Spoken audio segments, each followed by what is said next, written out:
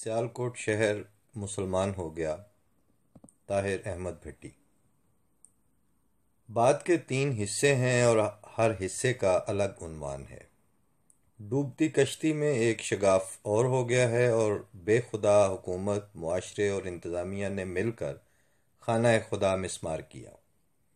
بنے گھر کو توڑنے کے لیے قانونی آڑ میں بدترین لاقانونیت کا مظاہرہ کیا اور حکومت اور انتظامیہ نے مل کر احمدیوں کے شہری حقوق پر کتے چھوڑ دیے اور میڈیا خاموش تماشائی بنا رہا۔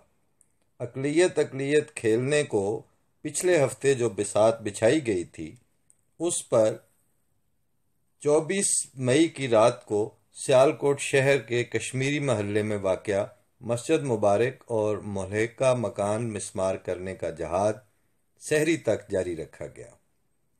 اب تک کی اطلاعات کے مطابق جو وجوہات گھڑ کے پیش کی جا رہی ہیں وہ یہ ہیں کہ مکان کی تعمیر نقشے کے مطابق نہیں تھی، اس لیے گرایا گیا۔ پہلے سیل کیا گیا تھا، بعد میں قانونی کارروائی کرتے ہوئے گرایا گیا۔ ڈی پی او انکوائری کروا رہے ہیں۔ اقلیتوں کے جان و مال کا تحفظ ہماری اولین ذمہ داری ہے۔ ٹی وی پر مصطفیٰ نواز کھوکھر اور فواد چودھری دکان لگائے بیٹھے تھے اور کہا جا رہا تھا کہ ابھی حقائق سامنے نہیں ہیں کہ آیا انتظامیہ کا اقدام درست تھا یا غلط۔ البتہ اقلیتوں کے جان و مال کا تحفظ ہونا چاہیے۔ دونوں جھوٹ اور منافقت سے کام لے رہے تھے اور معاملے کی سنگینی سے پہلو تہی کر رہے تھے۔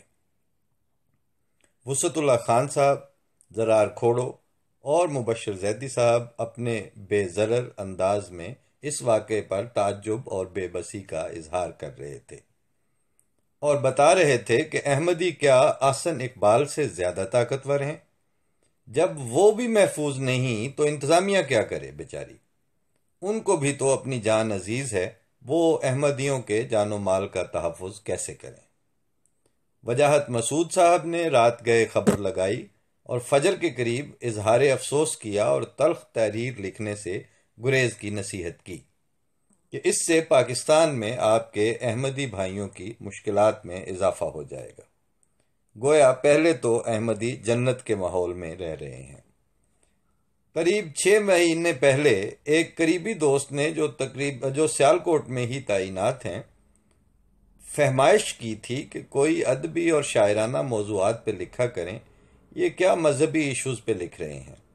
کل کے واقعے پہ ان کو بھی ایک پیغام لکھ بھیجا کہ ماشاءاللہ آپ تو ضلعی انتظامیہ کے ذمہ دار افسر ہیں، بڑے ادبی اور شاعرانہ اسلوب میں آپ نے مسجد مسمار کروائی ہے، جزاک اللہ۔ اب جزا جیسی اللہ چاہے دے، مگر دے گا ضرور۔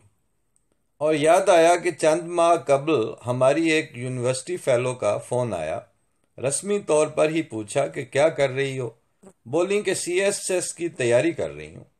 میں نے روا روی میں جملہ کسا کہ اچھا، مطلب یہ کہ جب تک میں پاکستان آیا تو آپ اس وقت تک اسسٹنٹ کمشنر بن کر کسی شہر میں احمدیہ مسجد کے مینار گروا رہی ہوں گی۔ بیچاری روحانسی سی ہو کر کہنے لگیں کہ میں تو ایسی نہیں، آپ تو جانتے ہیں۔ آج مجھے خیال آیا کہ یہ دوست بھی ایسے نہیں تھے اور کئی بار امام جماعت احمدیہ کے خطبات میرے ساتھ سنے اور حضرت مرزا طاہر احمد صاحب کی خطابت کے تو بڑے فین تھے، مگر یہ سلیم الفطرتی بس یونیورسٹی کے زمانہ طالب علمی تک ہی چلتی ہے۔ پھر سیاستدان، ملائیت اور بیوروکریسی کا مکروہ گٹھ جوڑ ان کی فطری سعادت کو مسخ کر کے ان کی جگہ جھوٹے اور مکار ذیلی افسران لے آتا ہے۔ خیر، یہ جملہ معترضہ ہی تھا۔ دن گزارا تھا بڑی مشکل سے اور رات کو ضیاء الدین یوسف زئی نے اس واقعے پر افسوس کرنے کے لیے فون کر دیا اور دن بھر کی تلخی میں نے ان کی سماعت میں گھول دی۔ میرا اصرار تھا کہ اب پرائیویٹ تعزیت بند کریں اور بات پہلے اور ابتدائی ظلم سے شروع کریں۔ اگر ریاست کا جانبدار ہو کر اپنے شہریوں کے عقیدے کے حق پر حملہ جائز تھا اور آئینی ترمیم سیاسی اور سماجی لحاظ سے ٹھیک تھی، تو پھر یہ حملہ اور احمدیوں کے شہری حقوق سے آج کا کھلواڑ اس پہ آپ سطحی افسوس رہنے ہی دیں۔ ایک بے خدا معاشرے اور دہریہ حکمرانوں اور منافق سوشل فگر سے ہمیں کسی طرح کی ہمدردی اور اشک شوئی کی حاجت نہیں ہے، اور ہم خدا کو بھی مانتے ہیں اور اس زمانے میں اس کے فرستادے پہ ایمان لائے ہیں۔ اب اگر وہ ہمارا تحفظ نہیں کرے گا، اور وہ نہیں کرے گا، تو آپ کی مشروط ہمدردی ہم نے چولہے میں جھونکنی ہے، اور تعلقات کو خود فیصلہ کر کے رکھیں یا چھوڑ دیں، ملا کو بیچ میں مت لائیں۔ اس سے تو کنویں کا پانی پلید ہو جاتا ہے، تو باہمی محبتیں کیسے قائم رہیں گی؟ بیچارے چپ چاپ سخت سست سنتے رہے، اللہ انہیں بھی جزا دے۔ ایک سینیٹر قرۃ العین مری نے سینٹ میں کچھ جملے بولے اور چیئرمین صاحب کی سما خراشی کا سبب بنی، اللہ ان کو بھی آواز بلند کرنے کی جزا دے۔ عام قارئین کے لیے یہ عرض کر دوں کہ مسجد اور ملحقہ عمارت 125 سال سے بھی زیادہ قدیم ہے، اور اس میونسپلٹی کے دودھ کے دانت نکلنے اور ان ضلعی افسران کے دادا سے بھی پہلے کی تعمیر شدہ عمارتیں ہیں۔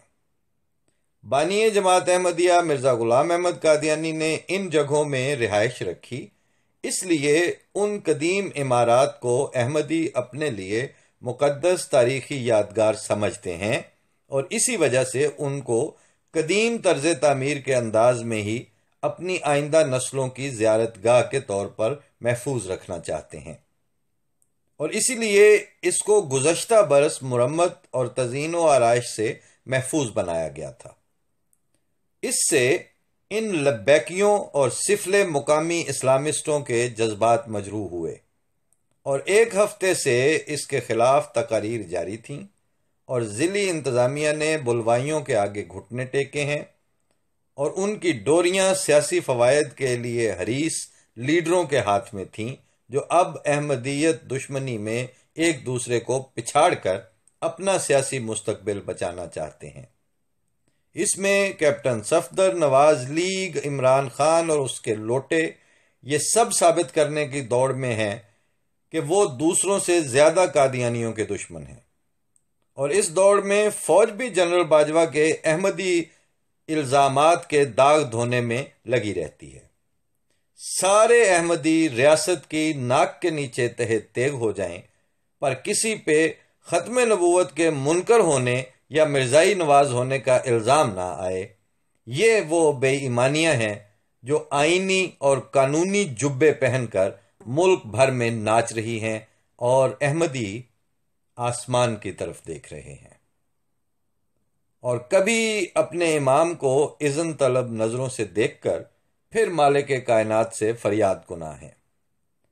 پچھلے 24 گھنٹوں میں دنیا بھر کے احمدیوں نے اس دعا پہ بہت زور دیا ہے کہ اللہم مزقہم کل ممزق وسحقہم تسحیقا، اے اللہ ان دشمنوں کو پارا پارا کر دے، اور ان کی خاک اڑا دے، اور ان کو پیس کے رکھ دے، اور ریزہ ریزہ کر دے۔ مگر آپ لوگوں نے تو شاید یہ دعا کبھی سنی یا پڑھی ہی نہ ہو، مگر احمدی یہ دعا بہت کر رہے ہیں۔